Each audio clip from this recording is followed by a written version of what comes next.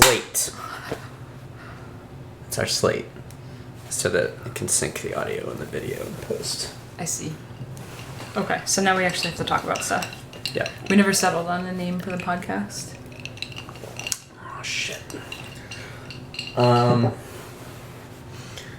mean, I guess I'm okay with sometimes couples fight. You don't like it. I mean, why didn't you? I think it suggests that, I don't know, we have a conflicted relationship.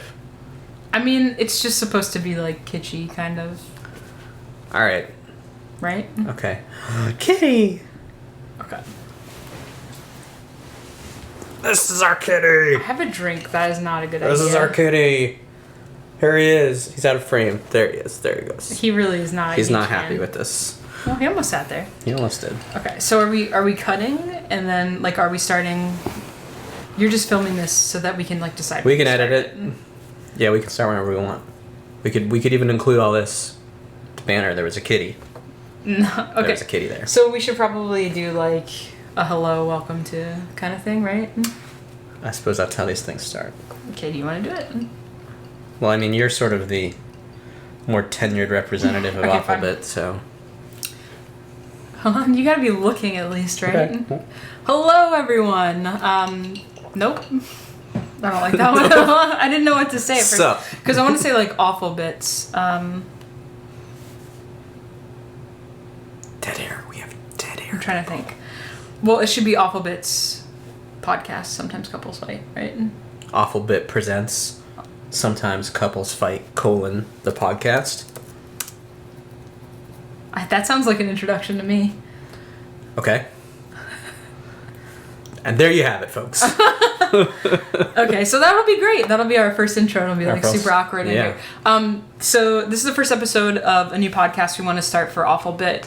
We've tentatively called it Sometimes Couples Fight because we're a couple. I'm Lynsey. I'm Matt. You do the thumbs up thing and it's the like... thumbs up is like my signature move. Yeah, I know. It's just a generally good vibey kind of thing to do. You know, nobody can disagree with a thumbs up. I mean, some people can Maybe say that you look kind of nerdy and awkward doing it like I just did. I feel like that's perfectly appropriate for this context. Okay.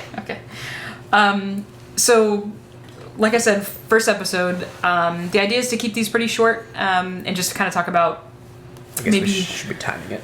What we're playing, what we played recently, things that we want to talk about, just sort of what's going on in the gaming world as far as like from our perspectives. So I think for today, we're going to focus on Uncharted 4. Uncharted 4. Which is now charted. There's actually an achievement. It has been charted. I don't know if there was an achievement for that in Uncharted 4 when I beat it. In every other Uncharted game, when you beat it, it says there's a trophy that says charted. Charted? I don't know if that is... I missed that at the very end. I'll have to check my trophies. So, Uncharted 4. I played through it last week since it came out. We've completed... I keep saying we. She watched me play the whole thing. Yeah, I didn't play it, but I watched him play all of it because I played some of Uncharted 2 a long time ago on PS3. I didn't really play the original, and I didn't play Uncharted 3 either, but Matt's played all of it, and I've watched him play a lot of it, so I just figured he's going to play it anyway. I might as well just watch him play it. And leading up to the release of Uncharted 4, I actually bought the Nathan Drake collection, which includes the first 3 games. So I actually played through all of those, kind of binged my way through them. Hey, kitty.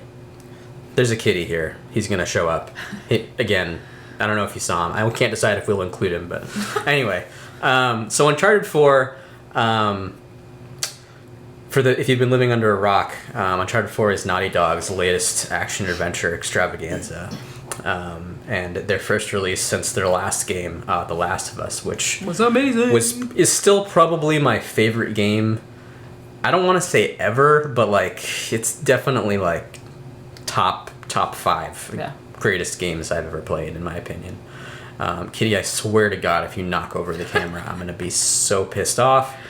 This is real, just people. Don't make any sudden movements. This is cinema in the raw, as they say. Anyway, Uncharted 4. Probably one of my favorite games of 2016 so far. In fact, I would go so far as to say it's probably my favorite game of 2016 overall. Well, it's only 5 months. It's only 5 months in, but definitely worth playing. I would say it probably has the tightest story of any of the Uncharted games so far. Really? Yeah. Why do you say the tightest story? Just the most cohesive and certainly the most fleshed out. Maybe tightest is the wrong word. Like it has more character development in its first act than probably all 3 previous Uncharted games combined. If that gives you any context. Really, really well done. Incredible voice acting and motion caption acting, which is sort of Naughty Dog's MO. Starring Nolan North and Troy Baker. You can't do a video game with those guys and like not do mocap. Yeah, they're like probably the 2 best out there. They're I would say they've almost they might give Andy Serkis a run for his money at this point. I mean, that's not totally realms, true. Yeah, I mean, they're still, primarily playing human beings, whereas that is true. Andy Serkis has played all manner of creatures. What else to talk about with Uncharted without spoiling any of it? Graphics, yeah. It is unquestionably the prettiest game on PS4 I have ever seen. Would you say it's probably the prettiest game on console? It might has been on a console. It might be the prettiest game ever on a console. I would say. Did you ever see The Witcher was on consoles, right? The Witcher was on consoles. Did you ever see it on console? I never saw it on a console. I only saw it. He played it on PC. I don't know. It's beautiful on a PC, especially running at 60 frames per second. Well, because my thought is that just The Witcher 3 won a bunch of awards last year, and a lot of people kind of say it's like one of the best, if not the most beautiful game that has been released. Yeah, I won't say that Uncharted 4 is the prettiest game ever made, but it is absolutely the best game I've ever seen on PS4.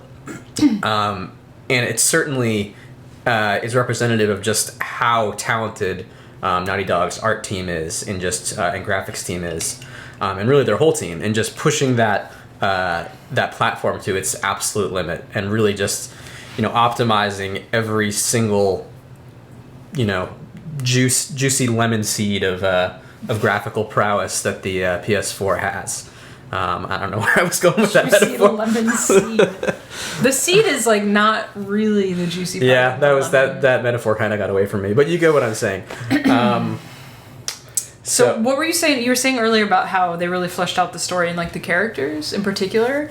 Weren't there some reviews? I don't remember if it was IGN or Polygon or whatever it was that said.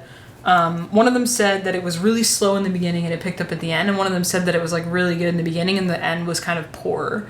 What are your thoughts on that in particular? Because when I was watching it, it was definitely a little bit slower in the beginning in terms of you kind of have to understand how far the characters have come, because it's much more in the future, and they're in different relationships, and you kind of have to flush that out a little bit. I don't feel like it felt particularly slow. I don't think so either. I think that it's a game that really relies heavily on the context of the games that came before it. Right. And I feel like if you haven't played any of the other Uncharted games, that you can certainly still enjoy Uncharted 4, but from a narrative standpoint exclusively, you're definitely going to not appreciate it on the same level. There's just a lot of story threads that finally sort of come to a conclusion in this installment, especially the history of Nathan Drake. In Uncharted 3, you get this brief moment in the middle of this action sequence that sort of alludes to the idea that maybe Nathan Drake's history isn't as clear cut as we might have thought. And this installment really sort of explores that in a little bit more detail and sort of develops that idea. It also sort of has this really interesting idea that is sort of, the entire thing is really just sort of asking the audience this idea of, can a thief be good? Can Nathan Drake, or anyone, but particularly Nathan Drake, can they be live the kind of extravagant, adventurous lifestyle that he lives, and still be a good person? and that's sort of the underlying theme of the entire game. Do you ever feel like that was really... Because I feel like that question came up a lot, and it was like, there were times in the story where you're like... I mean, I feel like if you played all of the Uncharted games, like, you've been through thick and thin with Nathan Drake, and, like, a lot of people have, a great fondness for the character of Nathan Drake. But there were definitely periods of Uncharted 4 where he was kind of a shit. And... Oh, he's always a dick. Well, he's I always know, been, like, kind of a dick. But like, even more so in this one. Like, the way that he reacts to... I don't want to give too much away, I guess, but... He disappoints his wife. Yeah, there are things that he does, another. and he acts kind of shitty to her, and, like, he should trust her and all of that, and, like... But then he's also juxtaposed against his brother, who's... Even more of a dick. More of a dick, but also you can still see that he's a good person. And I didn't feel like at the end they really flushed out that answer at all. I don't really feel like that question was ever answered. I think it's sort of left up to you as an audience, or I don't want to say audience, as the player to decide that. Yeah. And well, that's what I'm saying. I think it was a good thing. And it ends on a really strong note. Yeah. The game ends. I know a lot of people have said this already in talking about this game, but I will be so disappointed if some other company that Sony hawks out, decides to make an Uncharted 5. They've made so much money off of it. I would be really surprised if they didn't do something if else. If they do an Uncharted 5 or any kind of continuation of the story of Nathan Drake, it really needs to explore different characters. Because I feel like, and again, like I said, this has been said before, but it's such a perfect ending for that character. It just really comes together. And that's a really difficult thing to do in a video game or any story. To just have, a really, interesting, likable character and have them come to a satisfying conclusion. It's difficult to do, and I really think Naughty Dog just nailed that. Again, I'm struggling to explain this without spoiling it in any way. I know. But just suffice to say, it's a spectacular ending to the game. Maybe next time we just say spoilers. Yeah, we can talk about it. We'll just. I mean, but it's good to be spoiler free. Yeah, I mean, it's been out for a while now. It's been out 2 weeks. Yeah, it's not like a while. That's not really. A bit of time, though. It's not. I feel like we're still within the statute of limitations. Some people have to work, and then when they come home, they have like other shit that they have to do, That's and awful. not just like play terrible. video games like all weekend. That's ridiculous. Yeah, kind of a life is that. Pretty rough. So the other thing too that you mentioned before and we talked about was the accessibility built into. Oh yeah, Uncharted 4 as well, so which is pretty cool. Sony just released a whole little mini video about this, and it's been written about and talked about on a number of video game websites out there. But Naughty Dog really went above and beyond with the accessibility features of Uncharted 4, which is something that I personally can't really appreciate on a personal level. Yep. But I still think it's fantastic, and I think it's indicative of a growing trend in the gaming industry that caters to disabled gamers and recognizes the fact that in a lot of ways video games are really, really, really important, if not instrumental, to the lives of a lot of disabled people who are able to become different characters and experience things that they, are completely incapable of doing because of whatever disability they may have. So there's a lot of features that they included, like the ability to hold down a button instead of having to tap it repeatedly, which is something that shows up in a ton of Naughty Dog's games. It's all over The Last of Us and all four Uncharted games. Color blindness settings, all manner of things for people with vision issues, and also hand. I'm struggling for the word here. Motor skills. Yes. There you go. But I think what's really cool is that one of the game designer who met with they met there was outreach from the disabled community, and she met with them and was like, this is unacceptable, we don't want to isolate any of our audience. I think the name of the group it might be Daggers. It's DAGERS, and I forget exactly what that stands for, but it's an organization that represents disabled gamers, and they reached out directly to one of the members of Naughty Dog, and basically they had people come in and play test it as they were developing it. It was really heartbreaking, which is actually. really cool.